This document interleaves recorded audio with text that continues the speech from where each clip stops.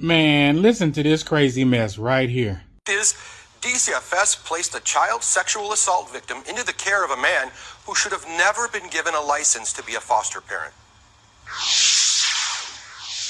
A troubled 16-year-old girl was sent to this apartment building by DCFS. The state agency in charge of protecting her placed her in a foster parent's home here at the corner of 80th and Hermitage.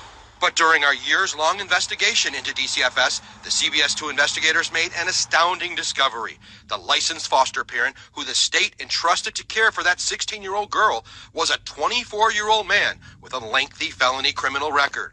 His name is Eric Johnson, and he's also an accused sex trafficker. They license him as a foster parent. They license this 24-year-old pimp as a foster parent for a 16-year-old girl who had a history of being they were paying tax money to him as a foster parent while he was trafficking a 16-year-old girl in DCFS care. For 3 years now, we've been investigating DCFS. We've uncovered a disturbing pattern by DCFS, bouncing children from home to home and not getting kids like this girl the proper specialized care. We discovered the teen's case this week when a judge heard evidence of how DCFS hired a psychologist nearly a year ago who told the Child Welfare Agency the girl needed to be in a secure residential treatment sex trafficking program. So you're saying, on top of everything else, she had a history of being trafficked. That's right. And they put her in a home with a pimp. That's right. Cook County Public Guardian Charles Goldberg about the way DCFS handled her case. She needed a secure residential, highly structured, and had an intensive program for victims of sex trafficking.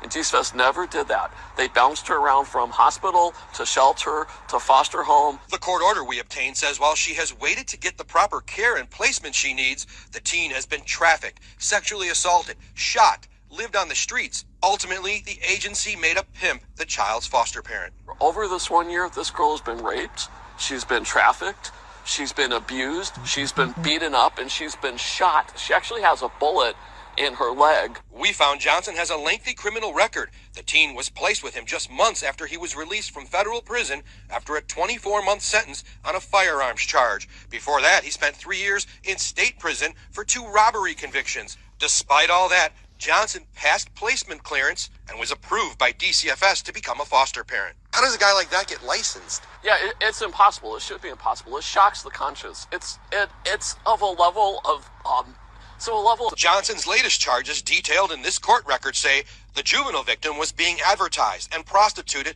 on a known sex website. What does this say about the background checking system at DCFS? It says that they're not doing background checks. It says that it's broken. It says that it's dysfunction. It says that maybe we're at the point that we should just abolish DCFS altogether. Goldberg says he's now exploring the possibility of filing a civil rights lawsuit on behalf of the child against DCFS. We are digging into how all of this happened, and we will stay on it.